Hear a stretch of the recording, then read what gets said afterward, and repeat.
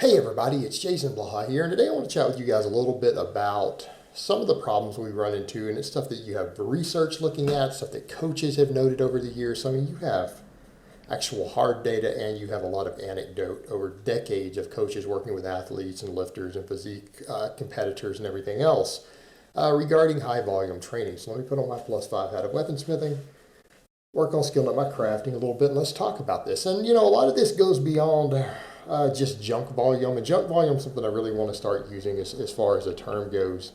Not because I'm against training volume. Believe me, guys, I understand the importance of training volume. Uh, Training volume is critical. It's important for long-term adaptations. Absolutely. Undeniable. I'm not anti-volume. What I'm against is excessive volume to the point where you're either wasting time or you're actually being counterproductive. And that's the thing that we look at when you look at a lot of the research that's out there.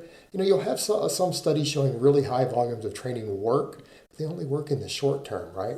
They only work in the short term. Those are short-term studies. When you start looking at studies that go beyond 12 weeks, it's like how much muscle does a person gain beyond the 12-week mark? What happens when we go to 20 weeks, 24 weeks? So you're talking 5 or 6 months?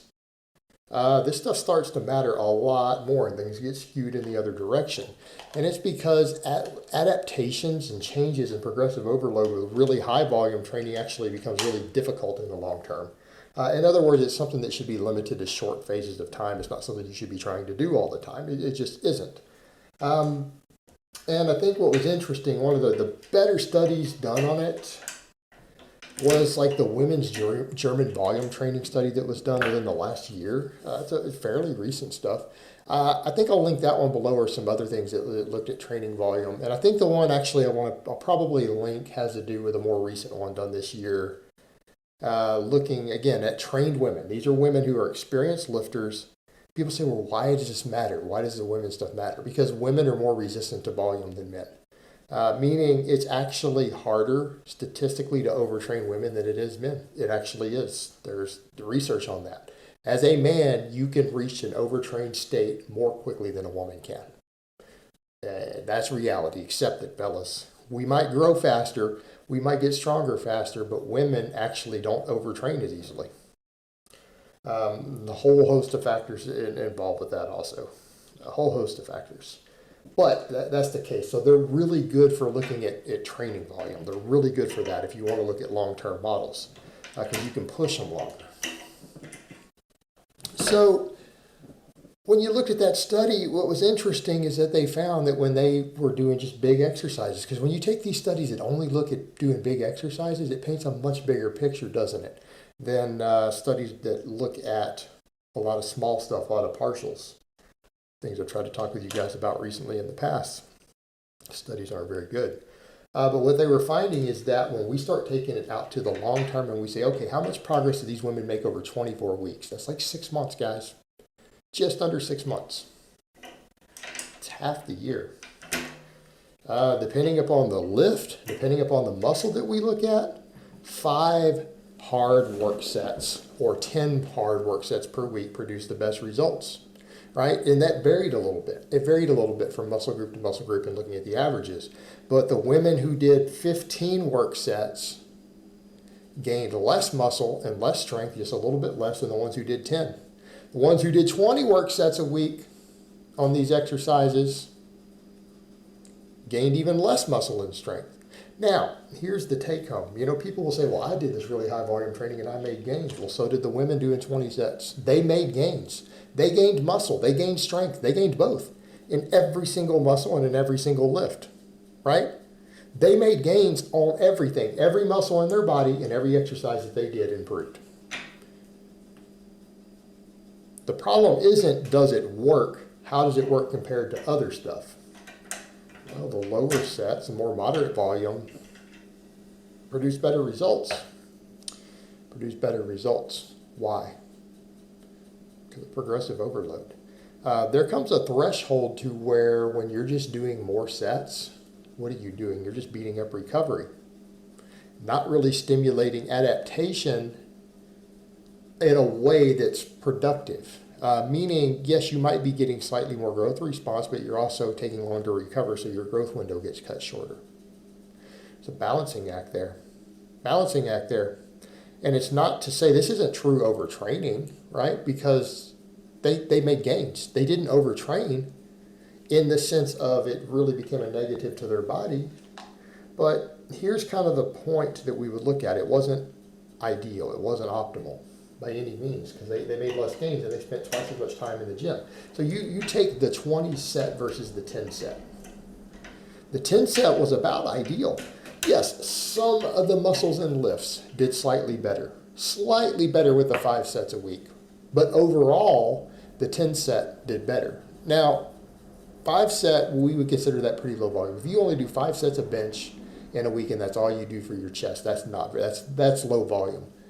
But that was better than the really high volume. That produced better results over a 6-month study in every single test subject across the whole comparison. On every lift and every muscle, that still exceeded the 20 sets. In fact, it exceeded the 15 set. Why? Because they did big, effective exercises, pushed to nearly limit sets, right? They pushed them hard. What happened? That was enough to stimulate continual growth. In fact, it exceeded the really high volume. Why? Because they were able to keep more weight on the bar. There is where your volume starts turning into jump volume.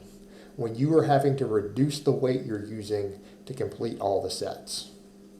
All right, that's a problem. That is where volume becomes an issue. Training volume, more is always better. Like if you can keep lifting the same weight and the same reps for more volume, that seems to almost always elicit a positive response. You grow from that. In other words, if you can come in and do whatever amount of weight, let's say your squat, your bench press, your lat pull down, I don't care what it is, your leg press, whatever exercise we want to talk about here, even though I'm not a fan of some of those. If you can do continual sets through the week with the same performance, with the same limit sets, doing more sets, if you're able to replicate the performance, your best sets throughout the week, seems to produce more muscle growth. When you start doing so many sets that you can't keep your peak sets, like your 10 rep sets aren't near your 10 rep max anymore. Like if your 10 rep max is 300 pounds, don't care whether we're talking about a bench or a leg press, right? You might be a woman or a really jacked dude. Your 10 rep set is 300 pounds. That's your 10 rep max. Maybe on a good day you could squeeze out an 11.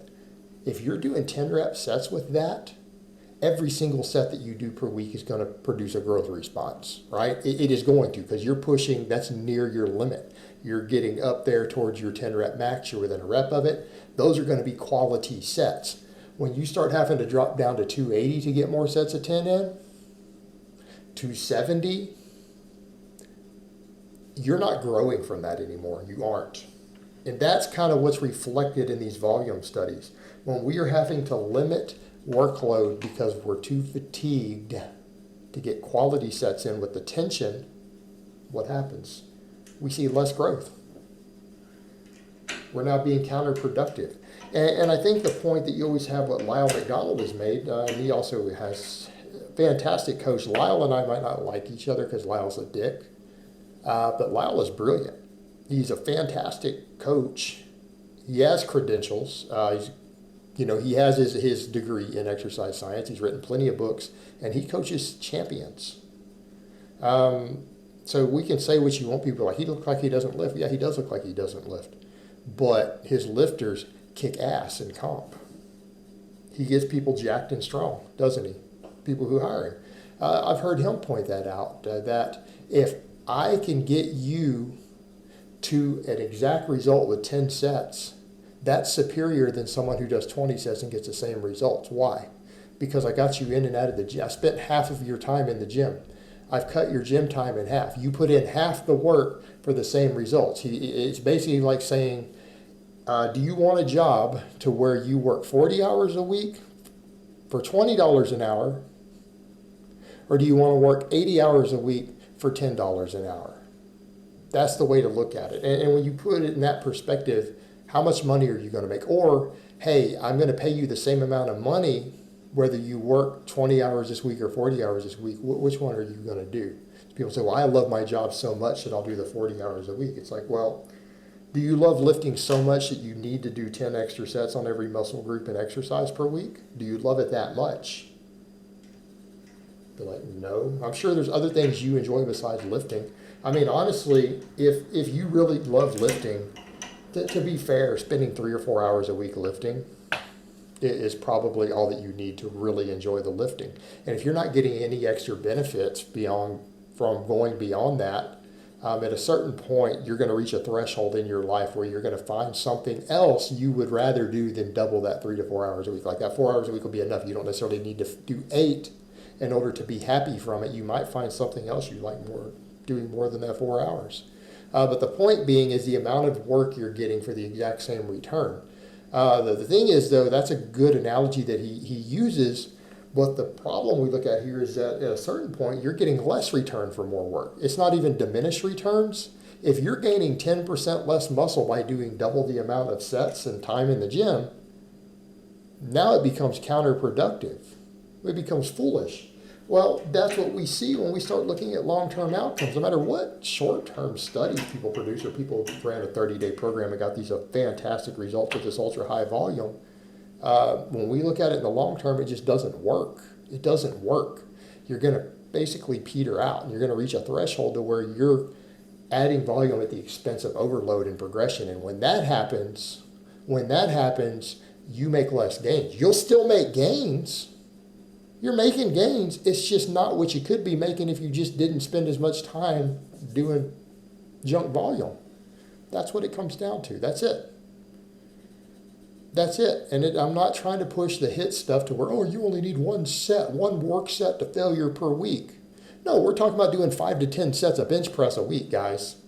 Right? That's what we're talking about here. We're not talking about ultra low volume. We're talking about sensible volume. Sensible volume. And to be honest with you, if you're doing 10 sets of bench, 10 sets of squats, 10 sets of overhead press, 10 sets of pull-ups, every week, that's not low volume. Anyone who tells you that's low volume is an effing moron. They've lost perspective, because that's not low volume by any reasonable person's standards. Perspective, people.